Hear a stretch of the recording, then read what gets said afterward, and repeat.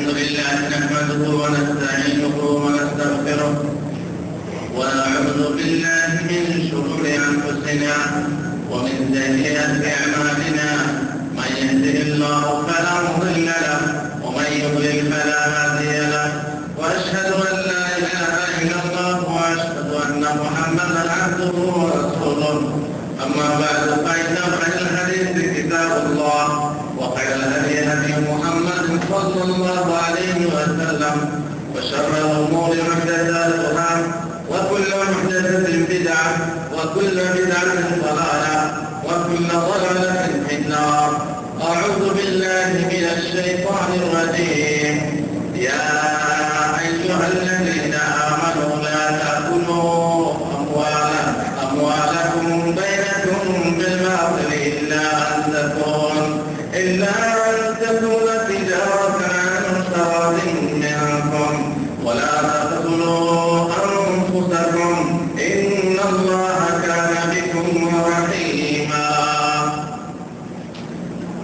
বাবার হুকুমে যাবতীয় প্রশংসা আল্লাহর জন্য। শত কোটি দরুদ ও সালাম বর্ষিত হোক বিশ্ববরেণ্য নবী মুহাম্মদ রাসূলুল্লাহ সাল্লাল্লাহু আলাইহি ওয়াসাল্লামের উপর।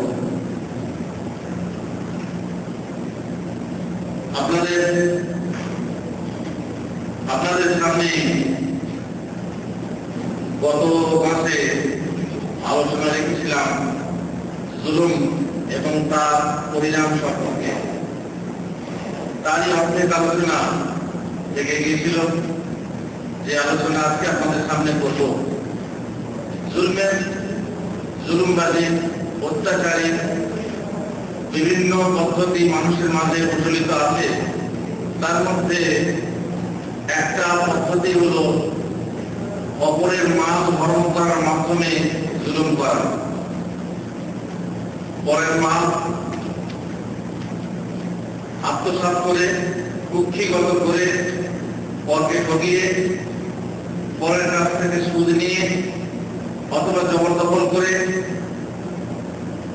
অথবা ব্যবসা বাণিজ্যে তাকে ঠকিয়ে প্রতারণা করে যৌতুক হিসাবে নিয়ে বিভিন্ন রকম জুলুম আছে।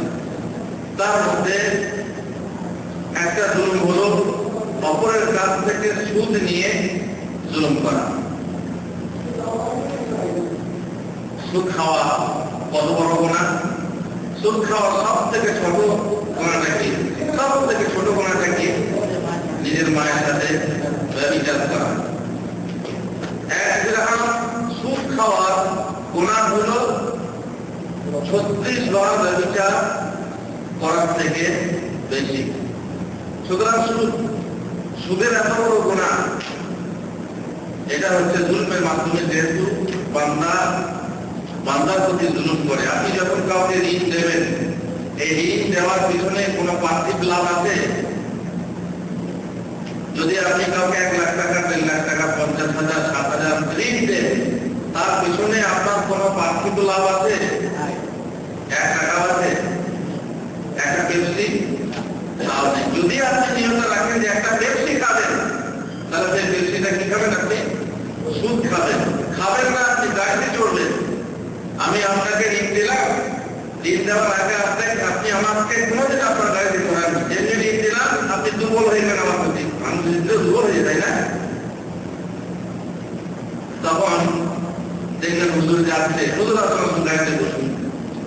ঋণ দেওয়ার আগে আপনি গাড়িতে চড়াচ্ছেন, ঋণ দেওয়ার পরে গাড়িতে চড়ালেন, তাহলে আপনার গাড়ি চড়া কি হবে? সুদ চড়া হবে বা সুদ খাওয়া হবে। কেন হুজুর? যেহেতু সুদ নেওয়া হচ্ছে জুলুম, গরিবকে শোষণ করা। আপনারা জানেন সব থেকে খেতে মজা কি? বলা ভারী শক্ত, সবচেয়ে খেতে মজা গরিবের রক্ত। খুব মজার জিনিস। আর এটা হচ্ছে এমন এক কুটির ব্যবসা যে আরামসে 100 টাকা, 10 টাকা ঢুকে যায়। তাহলে 100 টাকা মাসে কিংবা বছরে যেমন করে চুক্তি হবে সেই হিসাবে ঢোকে। গরিবের প্রতি জুলুম করা হয়। ও যদি গরিবের প্রতি জুলুম না হয়, গরিবকে শোষণ করা না হয়, যদি বড় লোককে শোষণ করি, তাহলে কি জায়গা নেই? না, গরিবকে শোষণ করা যেমন বড়লোককে শোষণ করা, তারপর অনেক টাকা থাকলে কি হবে? বড়লোককে শোষণ করাও হলো জুলুম, অন্যায়। এই জন্য ব্যাংক থেকে লোন নিয়ে ব্যাংকে সুদ দেওয়া অথবা ব্যাংক থেকে লভ্যাংশের নামে সুদ নেওয়া, এগুলো কি হারাম এবং এটাও জুলুম হয়, তাই না? হুজুর ব্যাংক তো বিশাল ব্যাপার, তাতে কেন জুলুম হয়? ব্যাংক যে টাকা আপনাকে দেয় সেই টাকা নিজের পকেট থেকে দেয়, সেও তো সুদে খাটায়, তাই না? সে মানুষের কাছ থেকে সুদ নেয়, লোন দিয়ে সে সুদ নেয়, সেই সুদ থেকে কিছু অংশ আপনাকে দেয়। এই জন্য ব্যাংকের সুদ হোক হারাম, ব্যাংকের সুদ হোক খাওয়া বৈধ নয়। সুতরাং জুলুম যেখানে আছে সেখানে এই টাকা এইভাবে অন্যায়ভাবে খাওয়া হারাম। যদি কোনো হুজুর ইসলামী ব্যাংকের সেটা কথা আলাদা, ইসলামী ব্যাংকের কথা বলেছি, যেখানে লভ্যাংশের কথা আছে, শরিয়া অনুযায়ী চলে, সে কথা আলাদা। যদি কোথাও সেরকম ব্যাংক থাকে সেই ব্যাংকে টাকা রাখুন, সেখান থেকে লভ্যাংশ খান, কিন্তু সুদী ব্যাংকের সাথে কারবার করে সুদ খাবেন না, কারণ ব্যাংকের লভ্যাংশগুলো আসলে সুদ। এইরকমই একটা জুলুম হচ্ছে যে কোন মানুষের জন্য মিথ্যা সাক্ষ্য দেওয়া, মিথ্যা সাক্ষী, আসলে সে অপরাধী নয়, কিন্তু মিথ্যা সাক্ষী দিয়ে তাকে অপরাধী বানালেন, এটা বড় অন্যায়, এটা জুলুম। অনুরূপ ভাবে মিথ্যা অভিযোগ করা, আপনি আপনার মুদিরের কাছে আপনার সহকর্মীর নামে মিথ্যা অভিযোগ করলেন, অপবাদ দিলেন, মিথ্যা অভিযোগ, ও কাজ করে না, ও থাকে, ও এই করে, ও সেই করে, মিথ্যা অভিযোগ দিলেন, আপনি অন্যায় করলেন এবং সেই লোকের প্রতি জুলুম করলেন। অনেক সময় এমন হতে পারে তারা শপথ নিয়ে দিল, তাই না? তার চাকরিটাই ক্যান্সেল হয়ে যাবে, শুধু মিথ্যা অভিযোগের ভিত্তিতে তার চাকরি নষ্ট হয়ে যাবে। আপনি সেই ব্যক্তির প্রতি জুলুম করলেন। তেমনি ঘুষ খাওয়া, ঘুষ যে মানুষ খায় সে অন্যায় করে, সে জুলুম করে, সে মানুষের প্রতি অত্যাচার করে। একটা কারেন্টের বিল আপনার পে করবে না, মানে করবে না, আপনার দেবে না যতক্ষণ না আপনি তাকে 10 টাকা, এরা হলো বকশিস, এটা ঘুষ বলে না, কি বলে? বকশিস দিয়েছে, বকশিস। ঘুষ খাওয়া অন্যায়, ঘুষ দেওয়া অন্যায়, ঘুষ খাওয়া অন্যায়, এটা হচ্ছে এক প্রকার জুলুম। এইভাবে ইন্টারনেটে আজকাল ফেসবুক, ইন্টারনেটে বহু কিছু লেখা হচ্ছে অন্যায়ভাবে কোন মানুষের প্রতি অপবাদ দিয়ে, তার প্রতি বিভিন্ন রকম প্রচারিত করে, তার প্রতি কটাক্ষ ব্যঙ্গ করে বহু কিছু লেখা হচ্ছে। যারা এটাকে ব্যবহার করেন তারা দেখবেন এই এক আজব দুনিয়া, জুলমের দুনিয়া। কে কার প্রতি জুলুম করছে অন্যায়ভাবে, তা ইজ্জত ধারণ করছে আল্লাহ মুস্তাআন। সুতরাং এই সমস্ত জুলুম থেকে আমাদেরকে দূরে থাকতে হবে, যেহেতু জুলুমই, আর জুলুম হচ্ছে কিয়ামতের দিনে অন্ধকার। আল্লাহ তাআলা বলেছেন, ওয়ালা তাকুলু আমওয়ালাকুম বাইনাকুম বিল বাতিল, তোমরা বাতিল উপায়ে এক অপরের মাল হরণ করো না।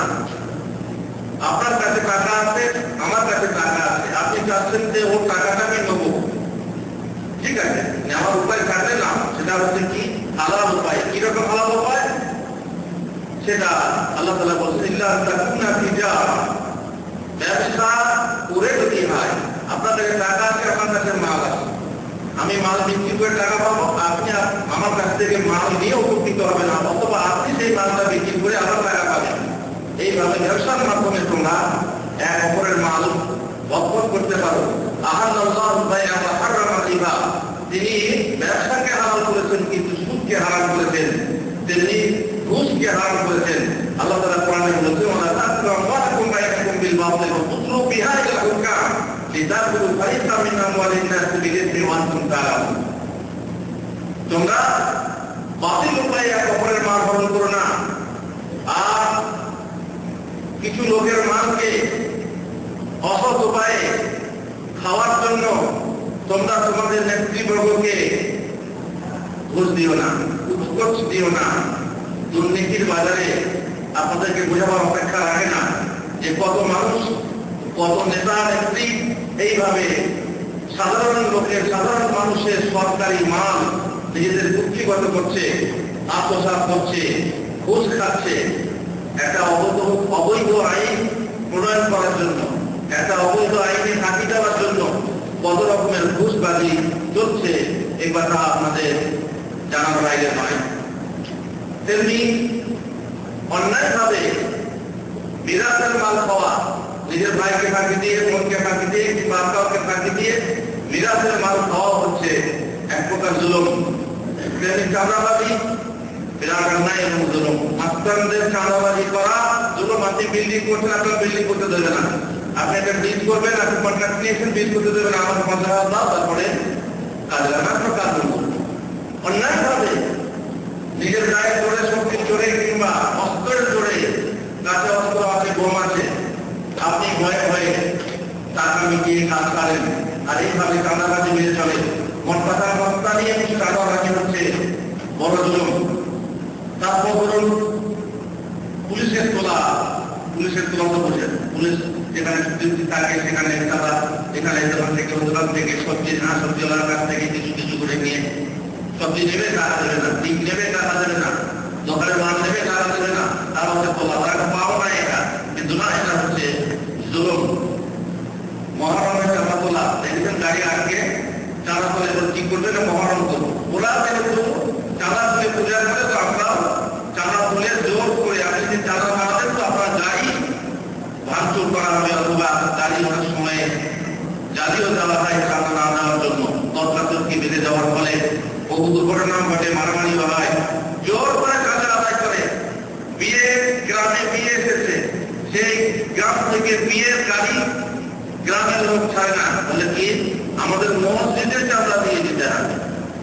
চাঁদাটা দিতে দেবে মসজিদে, তো চাঁদাটা মসজিদে জোর করে জোর করে জুলুম করে যারা চাঁদা আদায় করে, জুলুমই, চাহে মসজিদের জন্য হোক আর চাহে নিজের পেটের জন্য হোক, গাড়ি খামড়াটা আটকে রাখে। এইভাবে বহু রকমের চাঁদাবাজি চলছে দেশে।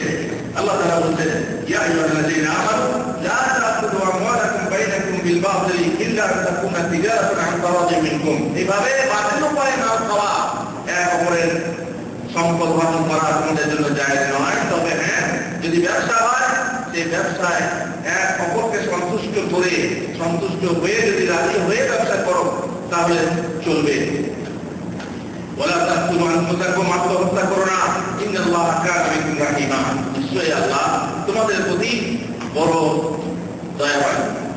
আল্লাহ তাআলা বলেন, ওয়াল্লাযীনা ইউকাতালুনা বিআন্নাহুম যুলিমু ওয়া ইন্নাল্লাহা আলা নাসরিহিম লাকাদির। এইরকম ভাবে অন্যায়ভাবে সন্ত্রাস করা, যুদ্ধ করা, অন্যায়ভাবে যুদ্ধ করা, সন্ত্রাস করা, জবরদখলি করা, এটা হচ্ছে অন্যায়, জুলুম। এই জুলুমের জন্য আল্লাহ তাআলা জুলুম দূর করার জন্য আবার জিহাদ বিধান করেছেন।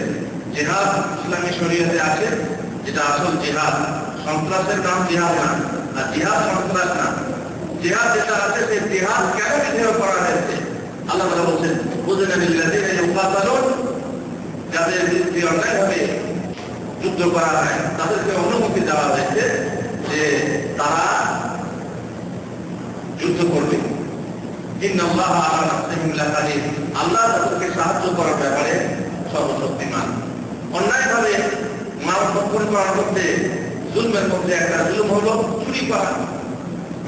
কেউ নিজের বাড়ি সাজিয়ে রেখেছে, নিজের মেহনতের বলে নিজের ঘরে মাল ধরে রেখেছে, আর আপনি গোপনে গিয়ে তার বাড়ি থেকে, তার জায়গা থেকে মাল বের করে নিয়ে কিনে বললেন, এটাকে বলা চুরি করা, তাই না?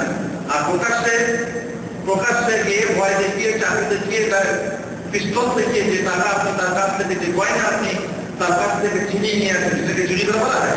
দেখি বলে ডাকাতি করা। কোনটা ছোট? চুরিটা ছোট না ডাকাতি ছোট?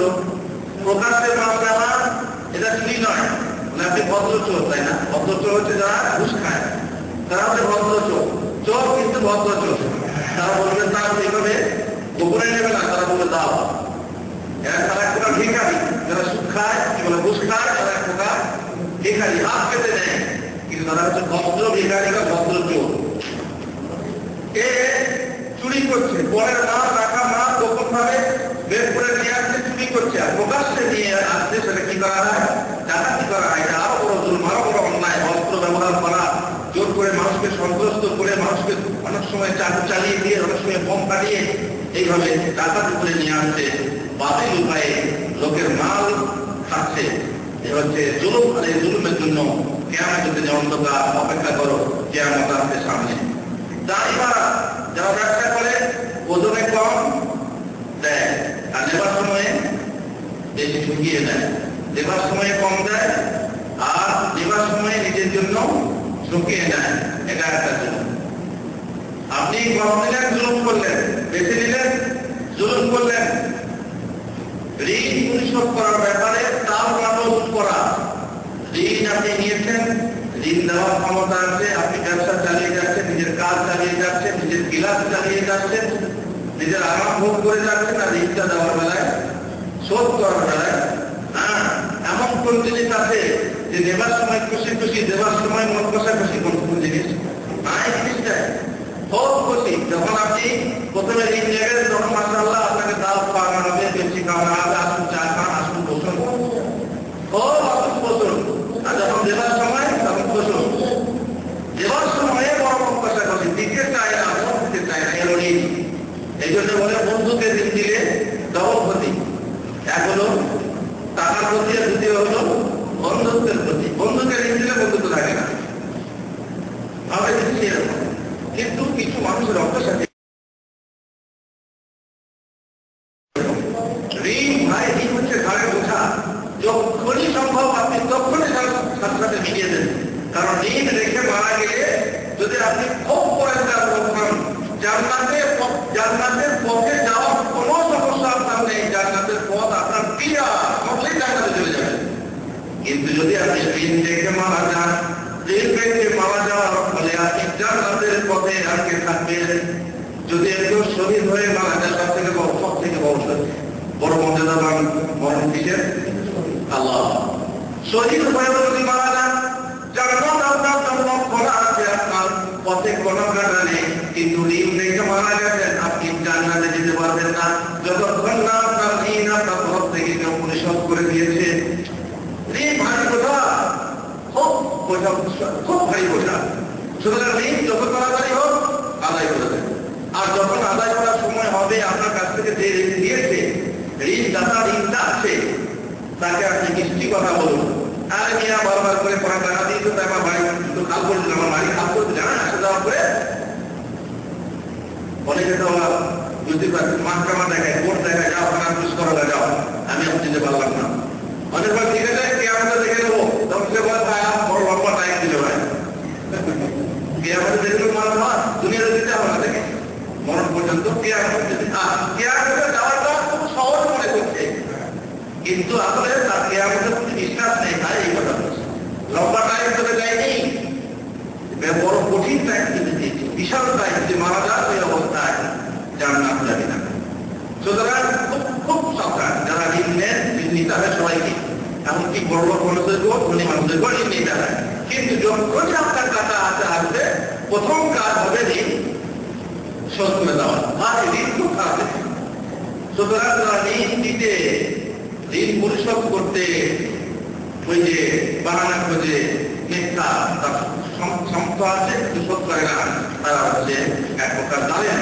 এই জন্য হাদিসে আছে মাসলুল গানিয়ে যুলম, মাসলুল গানিয়ে যুলম, মানে ধনী মানুষের, অভাবমুক্ত মানুষের ঋণ শোধ করার ব্যাপারে টালমাটোল করা, এই গণতন্ত্র করা, ঠেকরাম করা, এ হচ্ছে জুলুম।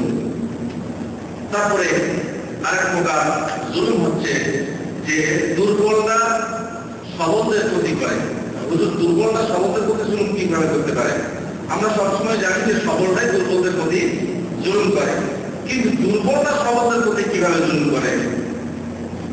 অনেক সময় দেখবেন যে সরকারি পর্যায়ের লোকের প্রতি সাধারণ মানুষ জুলুম করছে অন্যায়ভাবে।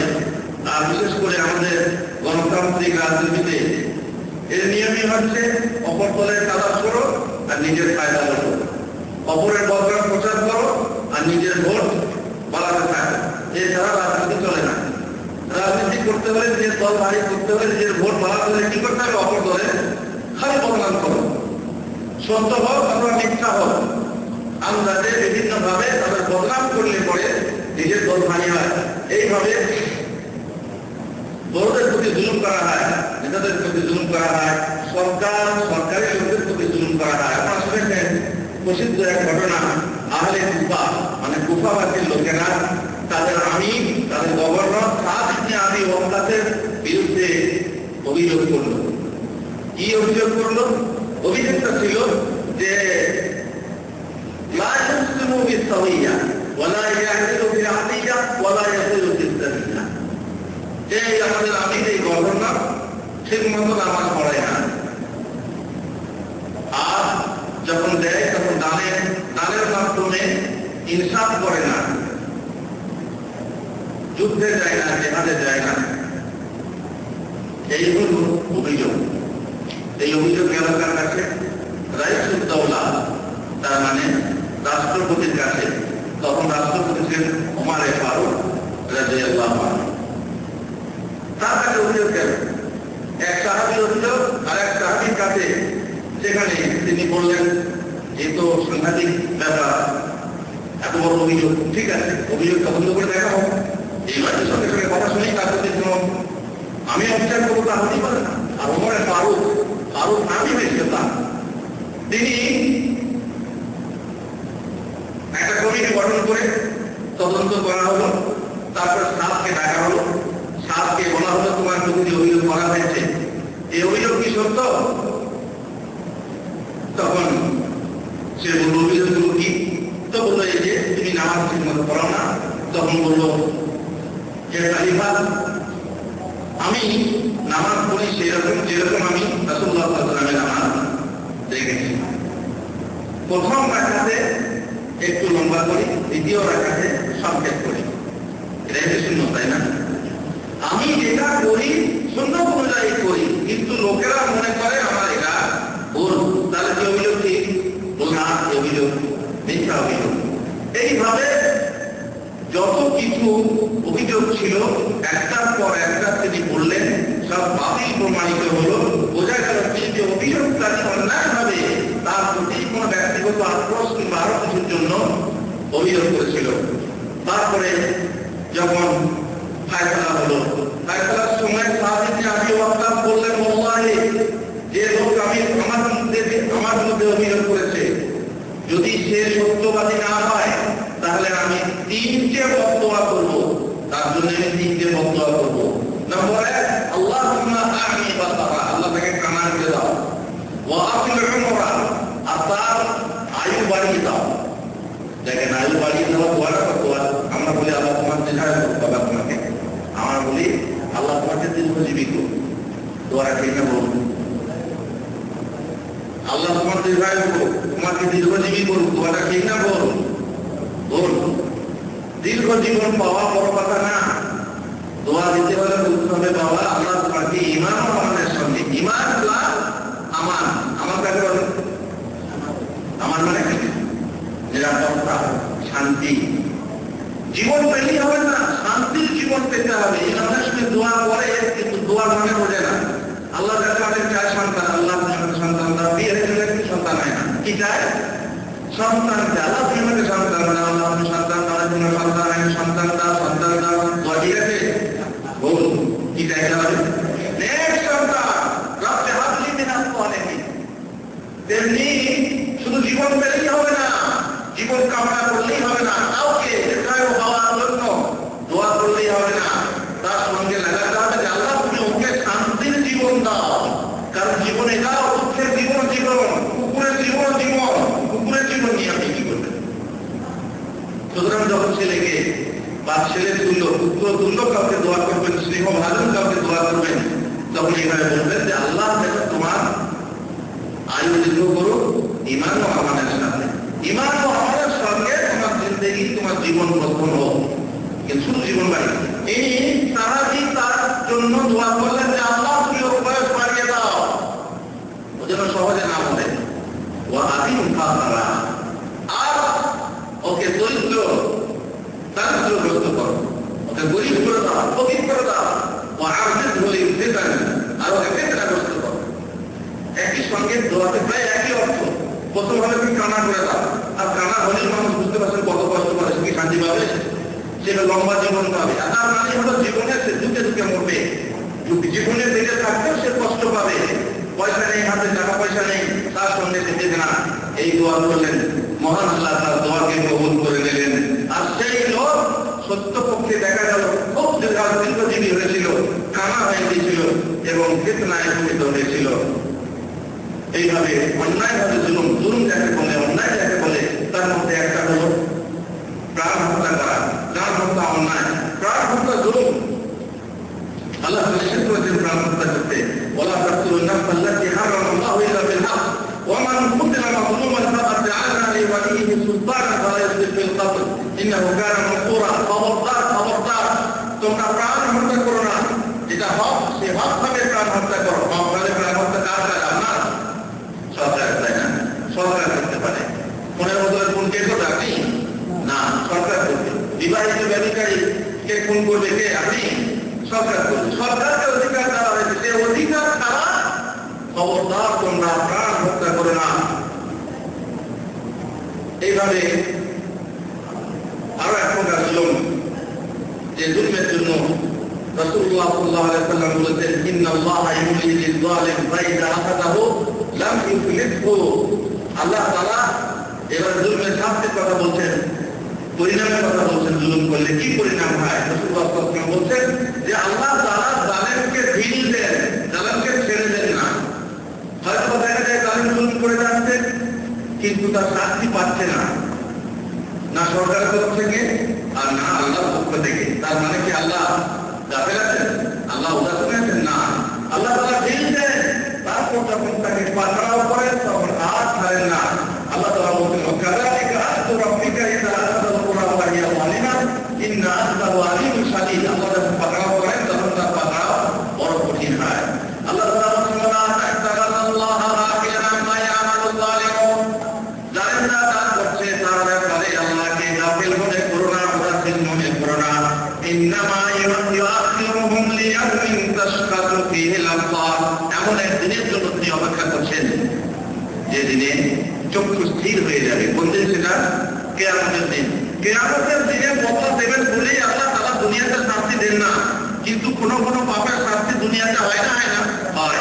সব পাপের শাস্তি দুনিয়াতে হয় না। আর যে পাপের শাস্তি দুনিয়াতে হয় না, সে পাপের শাস্তি গ্যারান্টির সাথে, নিশ্চয়তার সাথে কখন হবে? কিয়ামতে। وسيعلم الذين ظلموا أي منقلب ينقلبون।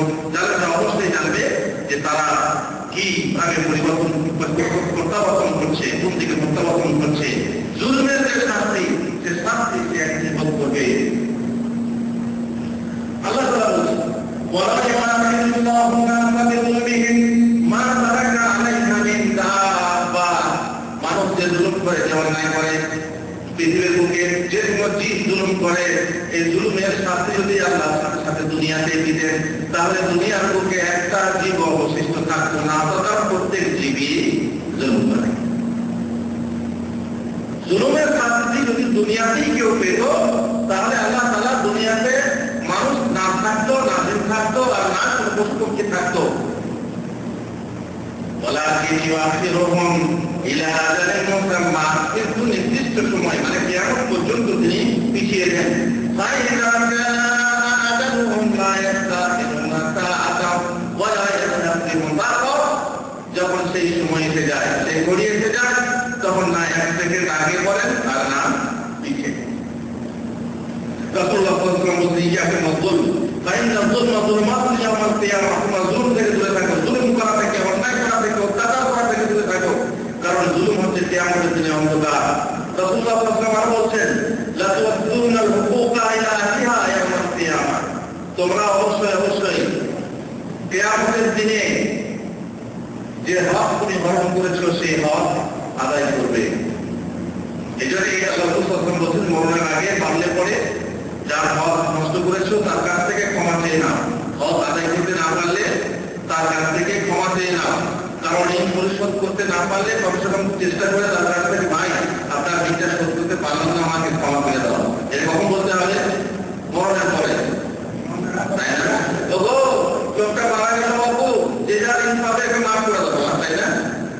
আর বইয়ের ঋণ না, বইয়ের ঋণ দেন কখন, যেটা সেটা কখন মাফ করতে পারা হয়?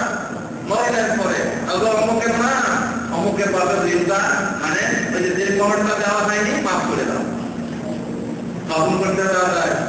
জীবন থাকতে বলতে হবে যে আমাকে মাফ করে দাও, বাসর ঘরে বললেও হবে না, জীবন থাকতে বলতে হবে, জীবন চালাতে বলতে হবে যদি আমাকে মাফ করে দাও।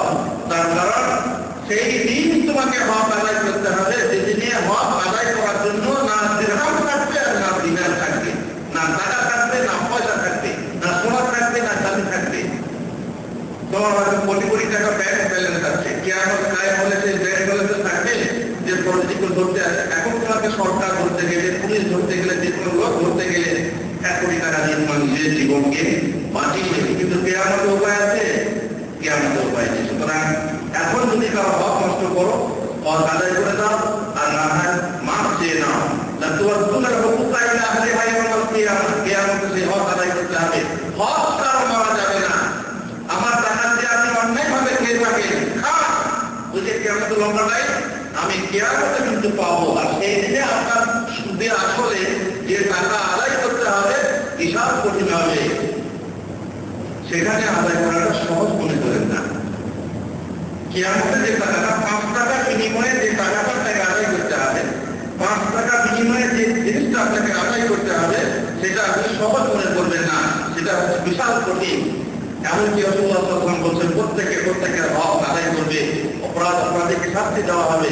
এমনকি সিংহওয়ালা সাগর, যে বিনা সিংহের ছাগলের প্রতি অন্যায় করেছিল, ওনার সঙ্গে মামলা করেছে গোটাপতি, এটা যা সিং নেই হিসেবে বুঝতে পারছেন, মার খায়, আর যা সিং আছে সে খুব গোটা করে।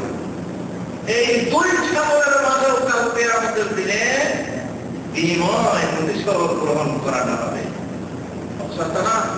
মুমিনদের আপসের প্রতিশোধ হবে পুলসিরাতের আগে আপসের প্রতিশোধ নেওয়া হবে। সুতরাং এই যে জানোয়ার পশুর মধ্যেও যে প্রতিশোধ নেওয়া নিয়ে হবে, শোধ নেওয়া নিয়ে যাওয়াতেই হবে, এই দেখে কালকে আমাদের কাফেররা কি বলবে জানেন? কাল কাফেররা বলবে ইয়া লাইতানি কুনতু তুরাবা। কাফেরদের জীবজন্তুর মানে আপসে অন্যায় প্রতিশোধ নেওয়ার পর তাদেরকে বলা হবে যাও তোমরা মাটি হয়ে যাও, তোমাদের জন্য জান্নাতও নেই, জাহান্নামও নেই, আছে নাকি? ছাগল, গরু, ভেড়া, বাঘ, এদের জন্য কি জান্নাত জাহান্নাম আছে? এদের জন্য জান্নাত জাহান্নাম নেই। এদেরকে কিয়ামতে বলা হবে যাও, প্রতিশোধ নেওয়া হয়ে গেছে, এক অপরের প্রতি অন্যায় করেছিল, কাছে আছে, প্রতিশোধ নেওয়া হয়ে গেছে, এখন যাও তোমরা মাটি হয়ে যাও। এই থেকে কাফের বলবে হায় রে, যদি আমি আজ মাটি হয়ে যেতাম তাহলে আমাকে জাহান্নামে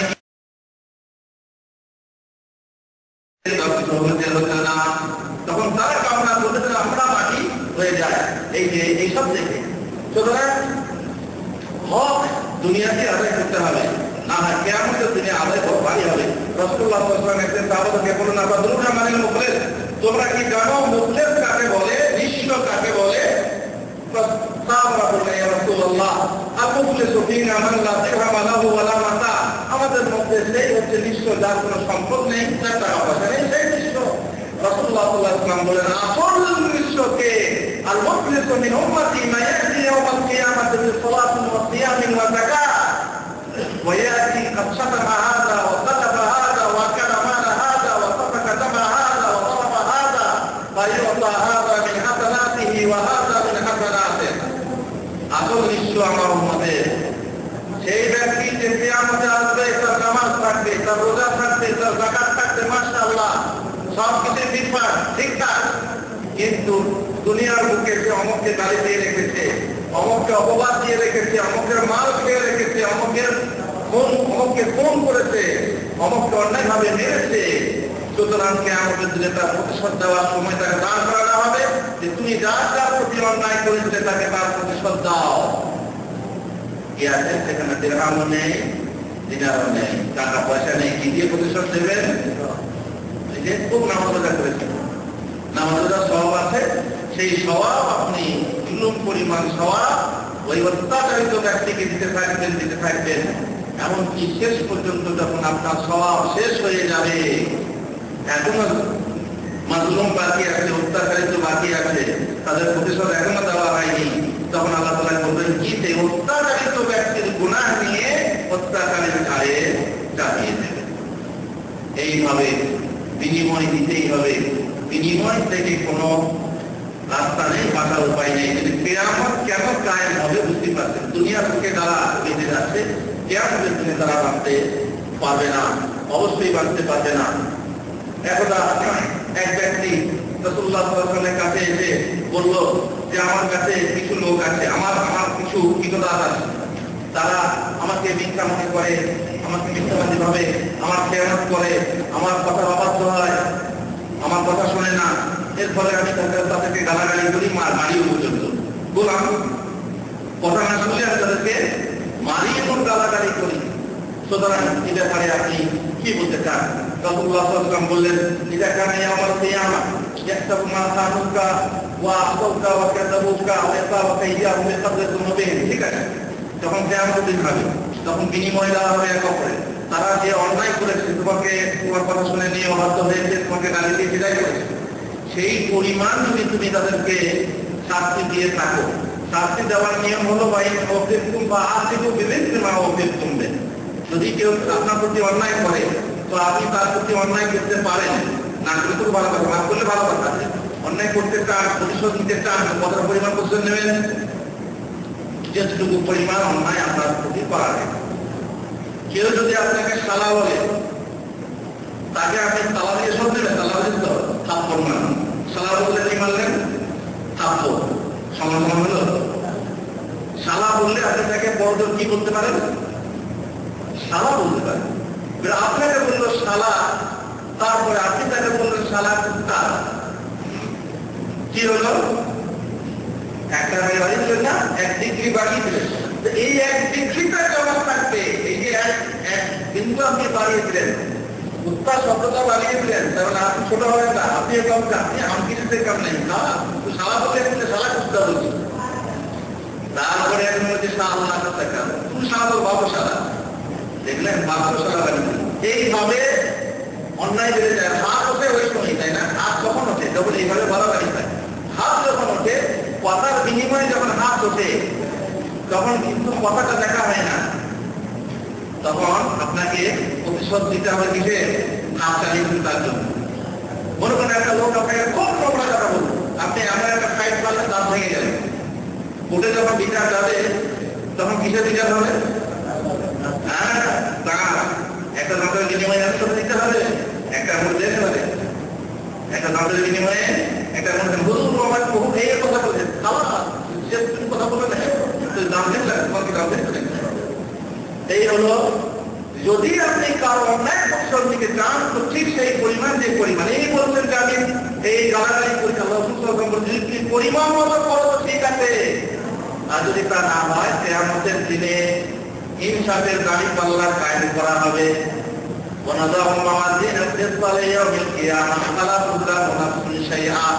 কোন রাষ্ট্রের প্রতি, কোন আত্মার প্রতি কোন রকম অন্যায় করা হবে না। সরিষার দানা পরিমাণ কোন বেশি কাউকে না সব দেওয়া হবে, আর না জুলুম করা হবে। যার যেমন পরিমাণ শাস্তি কিয়ামতের দিনে কি করা হবে দেওয়া। লোকটা বলে, ইয়া রাসূলুল্লাহ মা আরিফুল ওয়ালি হাউলাই খায়রা। ঠিক আছে, আল্লাহ রাসূল একটু বড় সমস্যার কথা, আমার দরকার নেই, আমি একটা গোলাম রাখবো না, সবকে আজাদ করে দিল। দরকার নেই বাবা, না ভাই না বাজে বাসটি কি দরকার? এরা আমার কথা শোনে না, আমাকে গালাগালি করতে হয়। এবার আমি যদি বেশি গালাগালি করি, কাল কেয়ামতের দিনে আমার বিশেষ করে আমার কাছে পরিশ্রম করে, এটা হতে দেবো না। যাটা দেখে দূর হয়ে যায়, দিয়ে সবাইকে কি করে দিল? আজাদ করে দিল। মোট কথা, এইভাবে কিয়ামতের দিনে আপনার অন্যায় প্রতিশোধ দেওয়ানো হবে। আল্লাহ তাআলা এইভাবে এই জন্যই বলছেন রাসূলুল্লাহ সাল্লাল্লাহু আলাইহি ওয়াসাল্লাম, ইত্তাকি দাওয়াতুল মাজলুম। দেখেন, অনেক সময় মাজলুম যে হয়, অত্যাচারী, অত্যাচারের বিনিময় যখন দিতে পারে না, তখন কি করে জানেন? কি করে? বদদুয়া করে। বদদুয়া করে। এই বদদুয়াটা কোন জিনিস? রাসূলুল্লাহ সাল্লাল্লাহু আলাইহি ওয়াসাল্লাম বলেছেন, ইত্তাকি দাওয়াতুল মাজলুম। মাজলুমের দোয়া থেকে দূরে থাকো। আপনি একজনের কাছ থেকে অন্যায় করে তার মাফ দিয়েছেন, সে আল্লাহ তুমি বিচার করো। কি বিশাল দোয়া! আল্লাহ তাআলা বিচার করেন, এমন অপরাধ করবেন, এমন পাকড়াও করবেন যে তিনি আপনাকে ছাড়বেন না। জানেন রাসূলুল্লাহ সাল্লাল্লাহু আলাইহি ওয়াসাল্লাম বলেছেন, সালাত দাওয়া কেন বলেছেন? যে তোমরা মাজলুমের দোয়া থেকে দূরে থাকো, কারণ তার মাঝে এবং আল্লাহর মাঝে কোনো পর্দাই নেই। তাই দিন দোয়ার ব্যাপারে কোনো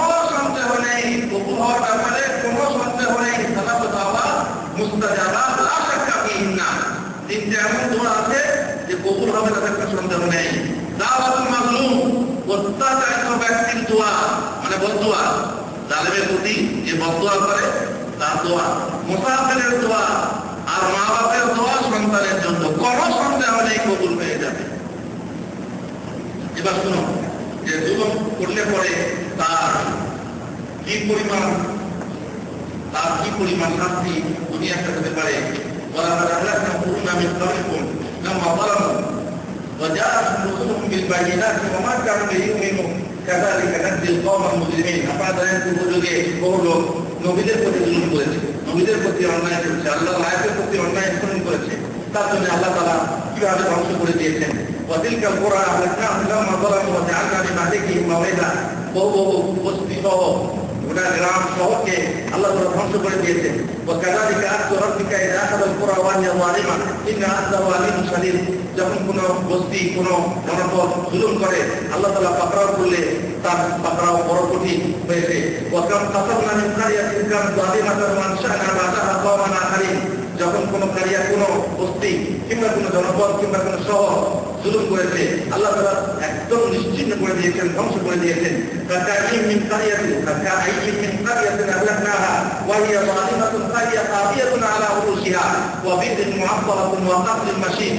আল্লাহ তাআলা এমন ভাবে পাকড়াও করেছেন যে সেই জনপদকে এমন ভাবে ধ্বংস করে দিয়েছেন যে সমস্ত কিছু উল্টে গেছে। ওয়া কাইম মিন কারিয়াতিন আমলাইতু লাহা ওয়া হিয়া যালিমাতুন মা আখাযতুহা ওয়া ইলাইহিল মাসির। কত বস্তি কত জনপদকে আমি ঢিল দিয়েছি, তারপর যখন পাকড়াও করেছি তখন তাকে আমি ছাড়িনি এবং আমার দিকে সকলের প্রত্যাবর্তন। জুলুম করলে পরে নিয়ামত ধ্বংস হয়, জুলুম করলে পরে আপনার সম্পদ ধ্বংস হয়। আপনার যে বাগানওয়ালাদের কথা বারবার শুনে থাকেন, ওয়াদাখালা জান্নাতাহু ওয়া হুয়া যালিমুন লিনাফসিহি ক্বালা মা আযুন্নু আন তাবিদা হাযিহি আবাদা। নিজের প্রতি অন্যায় করে সে ভাবলো কি, নিজের বাগানে প্রবেশ করে ভাবলো কি যে এই বাগান আমার চিরদিন থাকবে, আর কিয়ামতও কায়েম হবে না, আমি চিরদিন দুনিয়াতে সুখে বাস করবো। আল্লাহ তাআলা কি করলেন, সেই বাগানে আগুন লাগিয়ে বাগানকে ধ্বংস করে দিলেন। জুলুম করার জন্য, অন্যায় করার জন্য সে কি হয়ে গেল, তার বাগান ধ্বংস হয়ে গেল।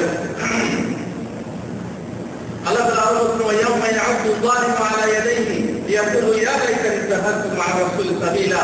কাল কিয়ামতের দিনে পৌঁছিয়ে আপনাকে বলতে হবে, জালেম নিজের আঙুল কামড়ে বলবে, হায়রে যদি আমি রাসূলের পথ অনুসরণ করতাম, রাসূলের পথ অনুসরণ করলে পরে আজকে কিয়ামতের দিনে আমাকে লাঞ্ছিত হতে হতো না, হায়রে অমুক বন্ধুর পথ যদি আমি গ্রহণ না করতাম ইত্যাদি।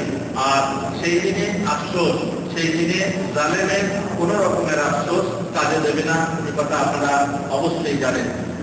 জুলুম এমন জিনিস যে ওয়ালাউ আন্না লিকুল্লি নাফসিন যালামাত মা ফিল আরদি লাফতাদাত বিহি ওয়া আসাররু নাদামাতা লাম্মা রাআউল আযাব ওয়া কুদিয়া বাইনাহুম বিল কিসতি ওয়া হুম লা ইউযলামুন।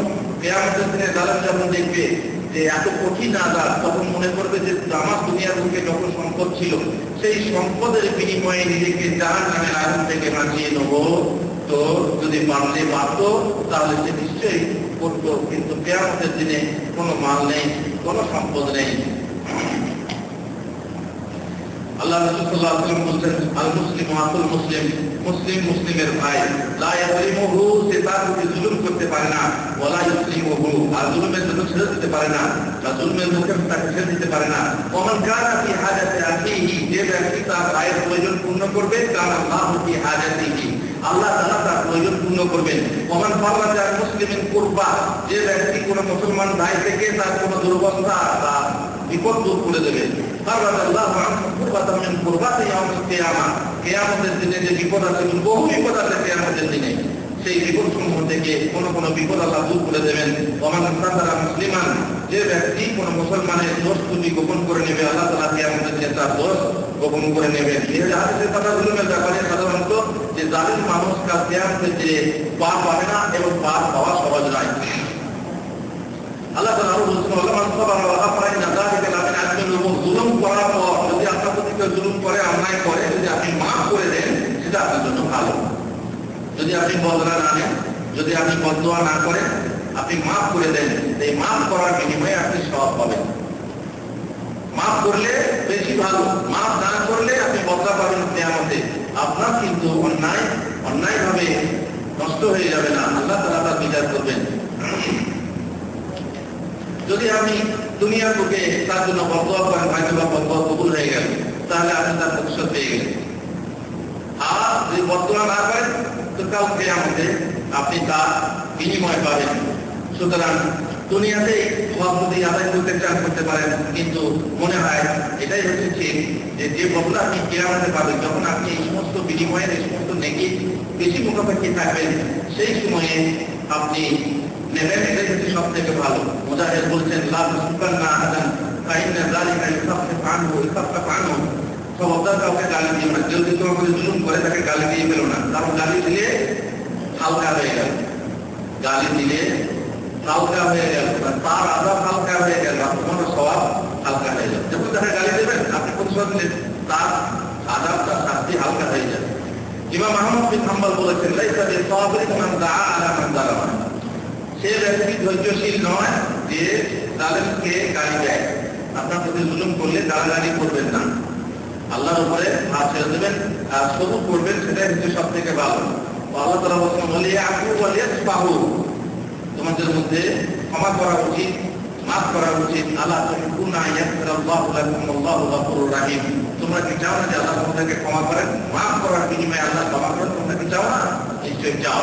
আবু বকর সিদ্দিক রাদিয়াল্লাহু আনহু ওই যে ইফতাহ, যে আয়েশা চরিত্রে কলঙ্ক রচনা করেছিলেন, তাকে তিনি টাকা পয়সা দিয়ে সহযোগিতা করতেন। এই কলঙ্ক দেওয়ার কথা শোনার পরে আবু বকর সিদ্দিক দেওয়া বন্ধ করে দিলেন।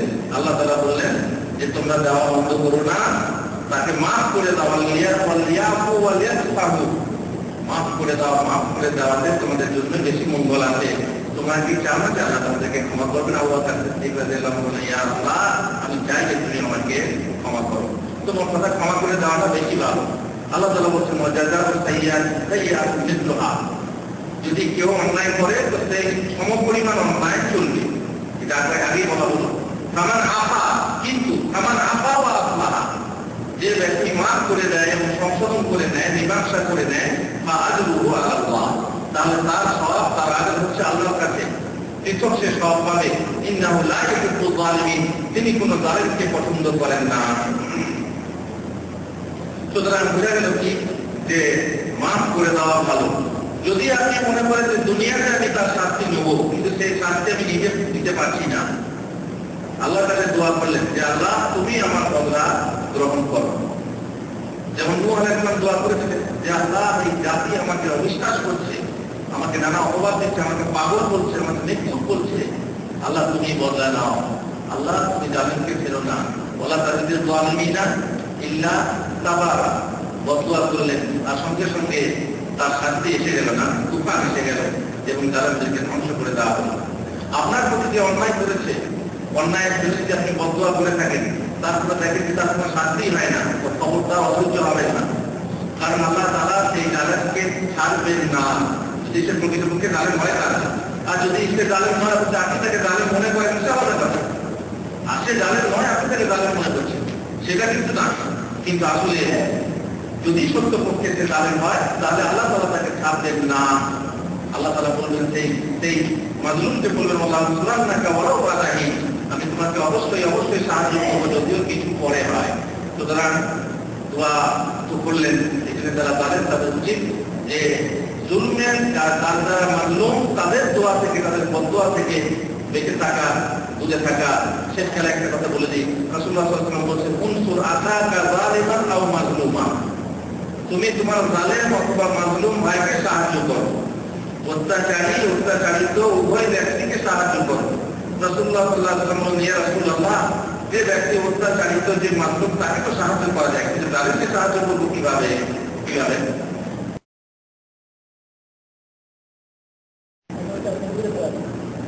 আল্লাহ রাসূল সাল্লাল্লাহু আলাইহি ওয়াসাল্লাম বললেন তামনাহু মিনাজ জুলম, তাকে জুলুম থেকে দূরে রাখো, তাকে জুলুম করতে বাধা দাও, আর এটাই তার জন্য কি হবে?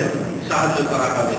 শেষকালে এ কথা বলি, কবি নজরুলের কথা, মহাবিদ্রোহীর অনুক্রান্ত আমি সেই দিন হব শান্ত, যবে উৎপীড়িতের ক্রন্দন আকাশে বাতাসে ধরিবে না, অত্যাচারীর খর্গ কৃপাণ রণভূমে রণিবে না, বিদ্রোহীর অনুক্রান্ত আমি সেই দিন হব শান্ত।